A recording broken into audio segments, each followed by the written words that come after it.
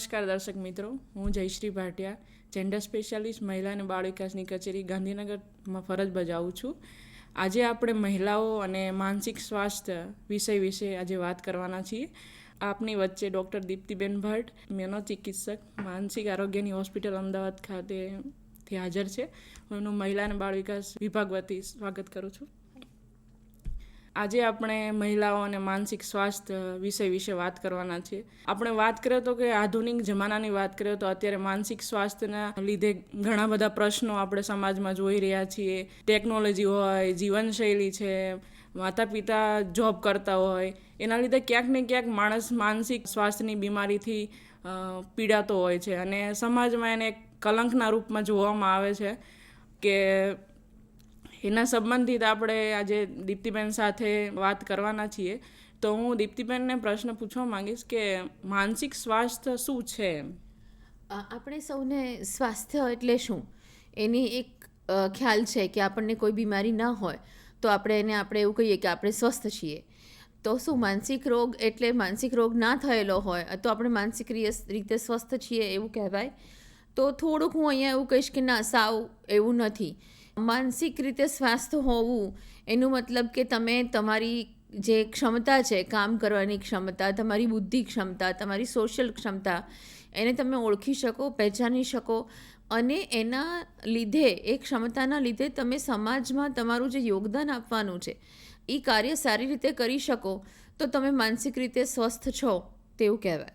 આપણે અહીંયા સેટકોમના માધ્યમથી મહિલાઓને લઈને વિષયને વાત કરી રહ્યા છે. તો મહિલાઓમાં માનસિક સ્વાસ્થ્યની સમસ્યાઓ કયા કયા કારણો જોવા મળે છે? કારણોની ચર્ચા કેવી રીતે કરવી એમ કહેવાય કે જો ચર્ચા કરવા બેસીએ તો અંત જ ન આવે.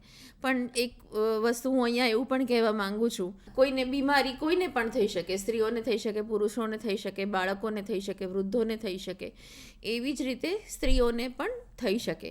પણ કેમ કે આપણા દેશમાં સ્ત્રીઓની પરિસ્થિતિ પુરુષો કરતાં પ્રમાણમાં થોડીક જુદી છે એટલે સ્ત્રીઓમાં અમુક કારણો એવા જુદા પડે છે કે જેના લીધે માનસિક બીમારી થવાની શક્યતાઓ સ્ત્રીઓમાં અમુક સમયગાળામાં વધી જતી હોય છે.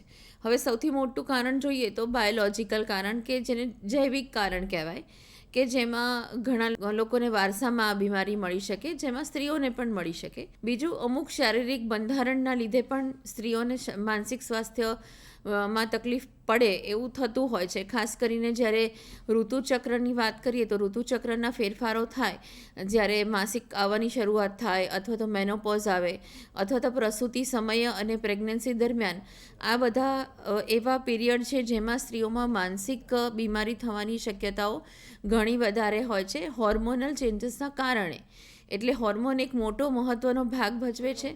ત્રીજું છે સોશિયલ કારણ, સામાજિક પરિસ્થિતિ, જેના લીધે સ્ત્રીઓમાં આ માનસિક સ્વાસ્થ્યની તકલીફો થવાની શક્યતાઓ વધારે હોય છે. ખાસ કરીને આપણે જેન્ડર ઇનઇક્વાલિટી, બાળકીઓને ઘણી વખત પૂરતું શિક્ષણનો લાભ ન મળે, ઘણી વખત લગ્ન પછી સ્ત્રીઓને જે હક મળવા જોઈએ એ ના મળે, ઘણી વખત સમાજમાં જે સ્થાન મળવું જોઈએ, કામ કરતી મહિલાઓને કામ કરવાની જગ્યા પર ઘણી વખત હેરેસમેન્ટનો સામનો થાય.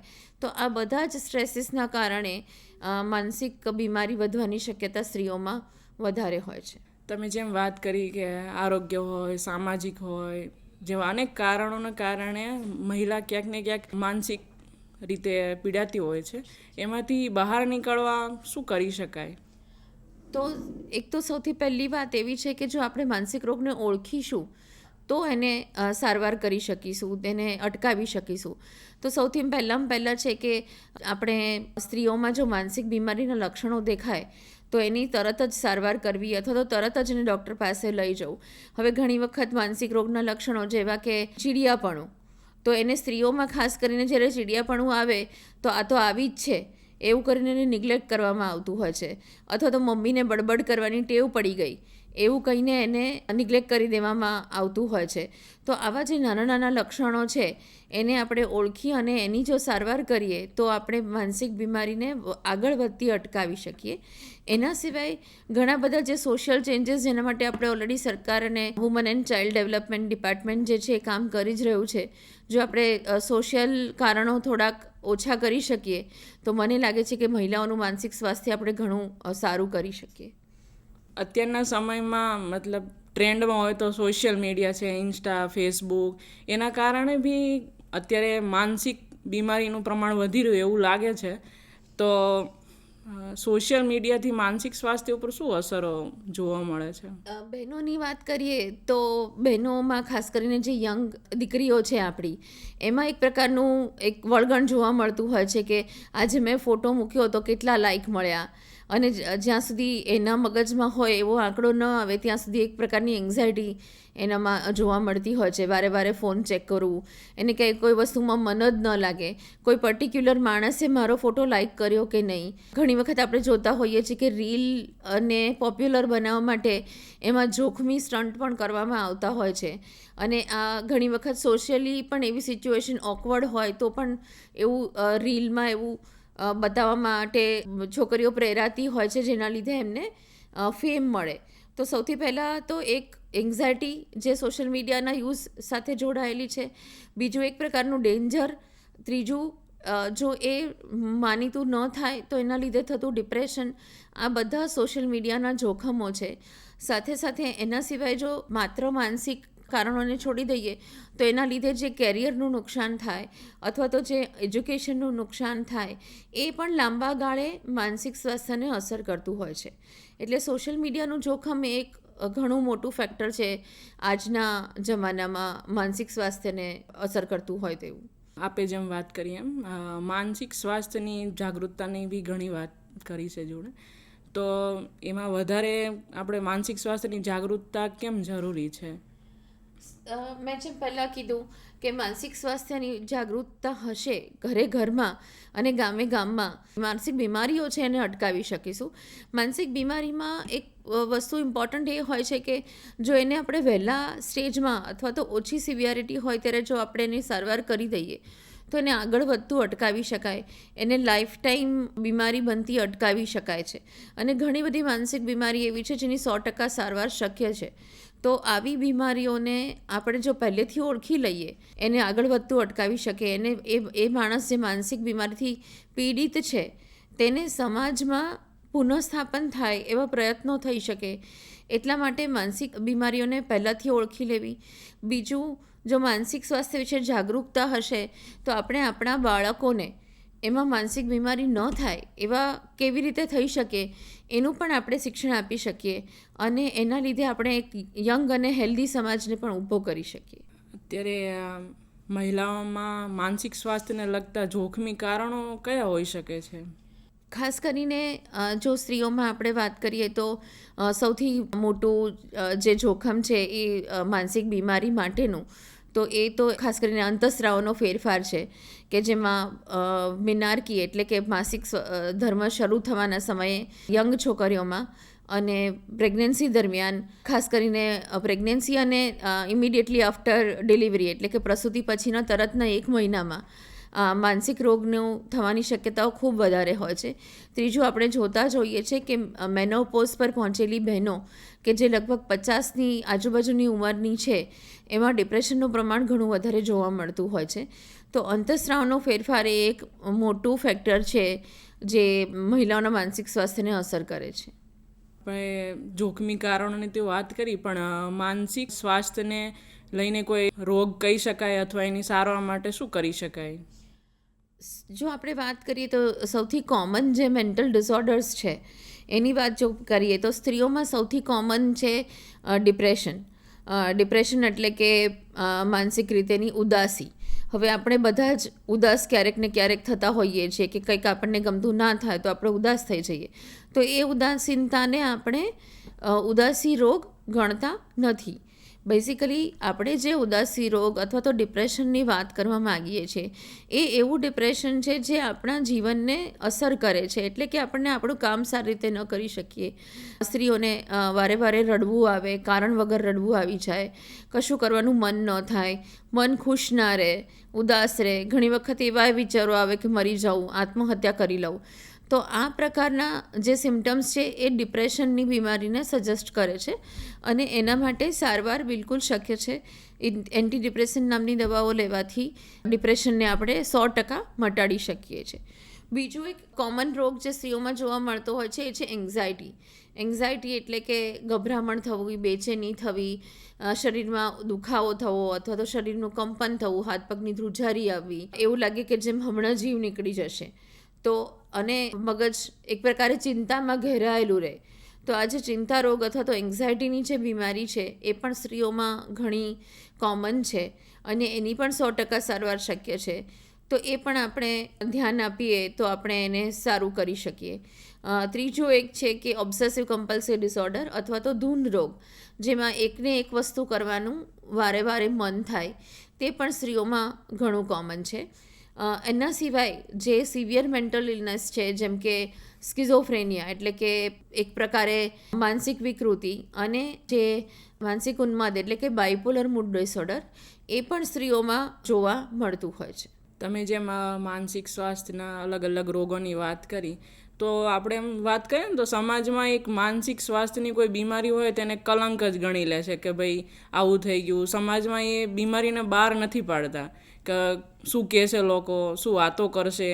તો એના માટે આપણે શું જાગૃતતા લાવવાની જરૂર છે? બિલકુલ સાચી વાત કરી તમે.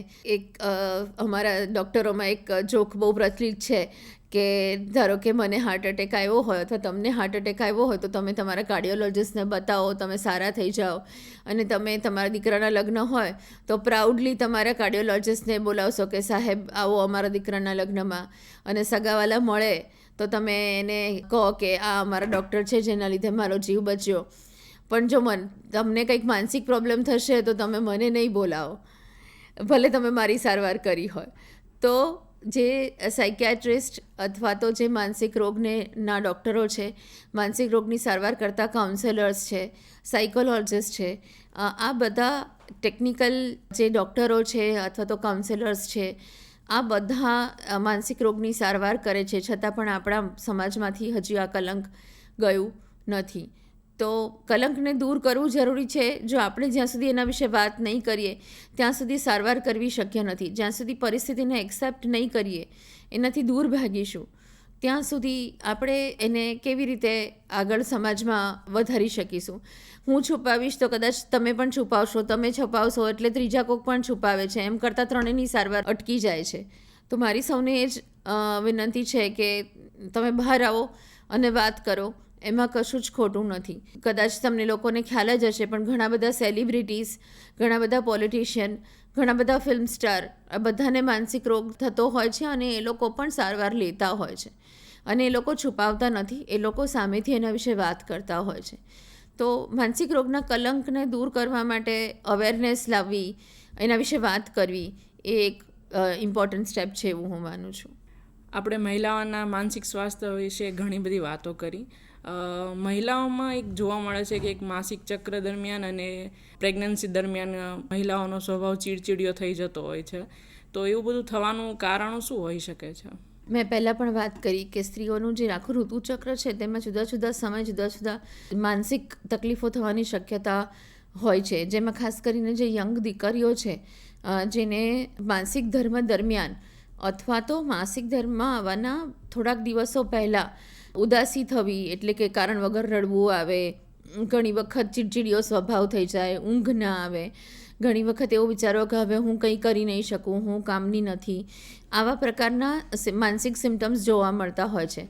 આપણે માર્ક કરતા જ હોઈએ છીએ કે ઘણી બધી છોકરીઓને પેટમાં દુખે, અથવા તો ઘણી બધી છોકરીઓને ઉલટીઓ થાય, અથવા તો બેકમાં પેઇન થાય, કે પછી પગમાં ક્રેમ્પ આવે.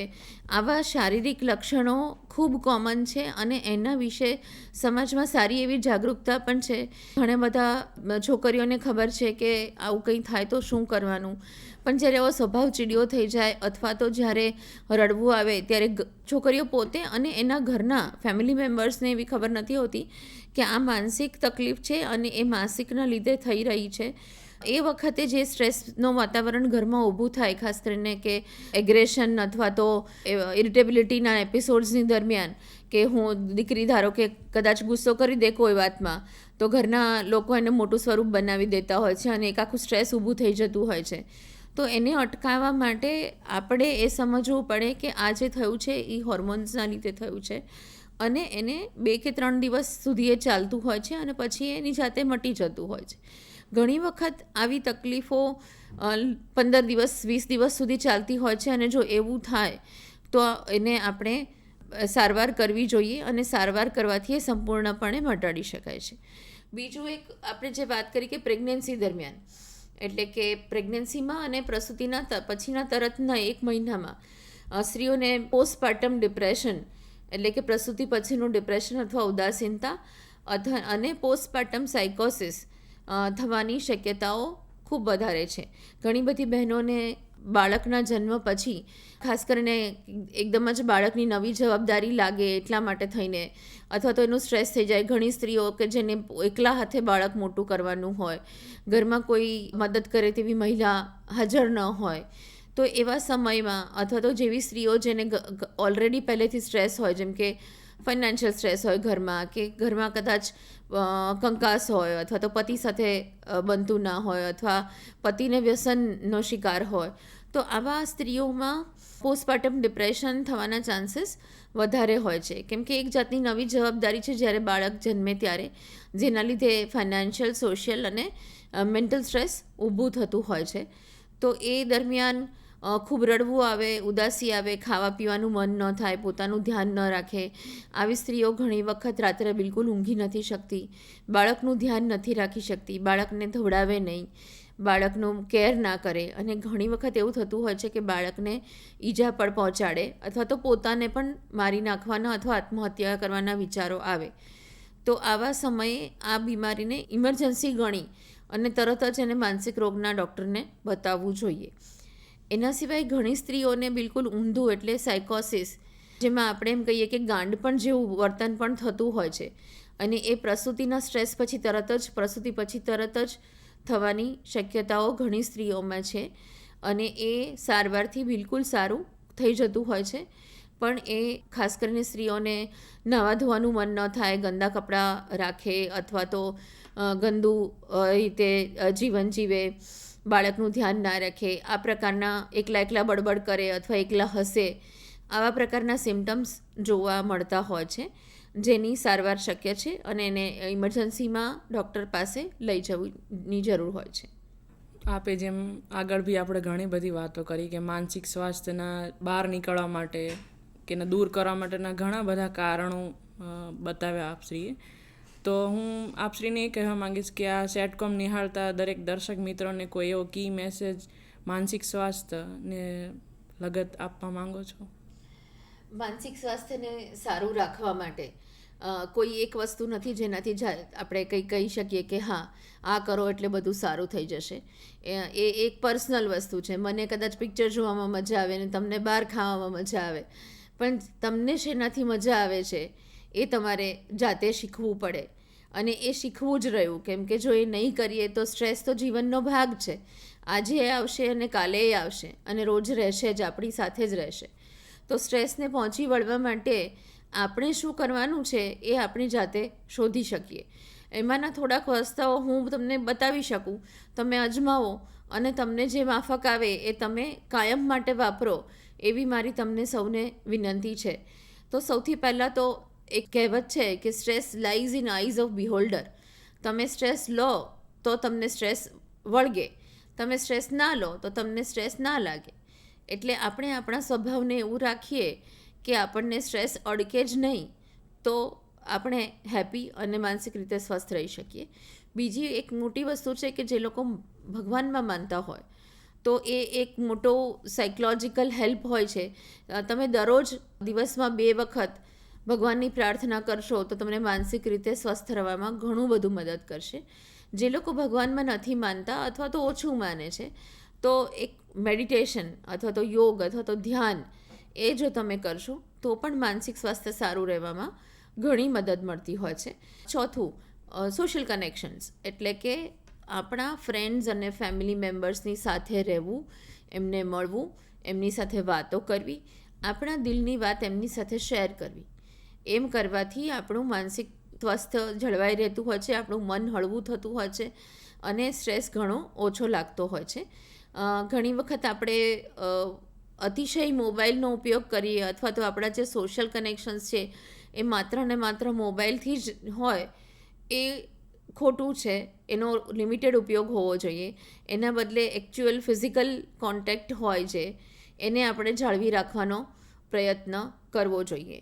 ઇમ્પોર્ટન્ટ વાત હોય છે કે જો તમે કોઈક બીજાને મદદ કરશો, કોઈક જાતની સામાજિક પ્રવૃત્તિ કરશો, તો તમને જે સંતોષની ભાવના મળશે એ તમારું માનસિક સ્વાસ્થ્યને જાળવી રાખવામાં તમને મદદ કરશે.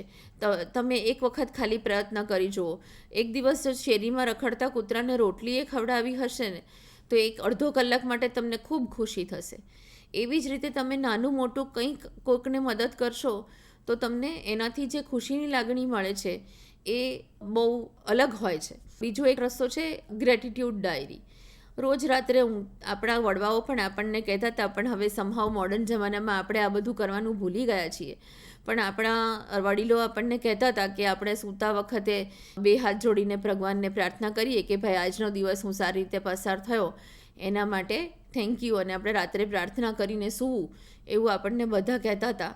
જે નહોતા હવે આપણે નથી ફોલો કરતા, પણ જો એ કરી શકીએ તો એનાથી પણ આપણે બહુ ફાયદો થતો હોય છે કે એક ગ્રેટિટ્યૂડ જર્નલ કે મારા જિંદગીમાં શું શું સારું થઈ રહ્યું છે એને જો તમે યાદ કરશો તો સ્ટ્રેસ ઘણો ઓછો થશે. ટાઈમ મેનેજમેન્ટ એટલે દરેક વસ્તુમાંથી કઈ વસ્તુ વહેલા કરવાની જરૂર છે, કઈ વસ્તુ કરવી જ પડે એવી છે, અને કઈ વસ્તુ હમણાં નહીં કરીએ તો ચાલશે એ આપણે ઓળખી લઈએ તો ટાઈમ મેનેજમેન્ટ જો આપણે સારી રીતે કરી શકીએ તો આપણે સ્ટ્રેસ ઘટાડી શકીએ. ઘણી વખત કામ કરતી બહેનોને એવું થાય કે દરરોજ ઓફિસ જવાનું મોડું થાય, ઓફિસથી ઘરે આવવાનું મોડું થાય, પછી પાછું રસોઈ બનાવવાનું મોડું થાય, એવું લાગે જેમ જિંદગી બસ મોડું થવામાં જ પૂરી થઈ જાય છે.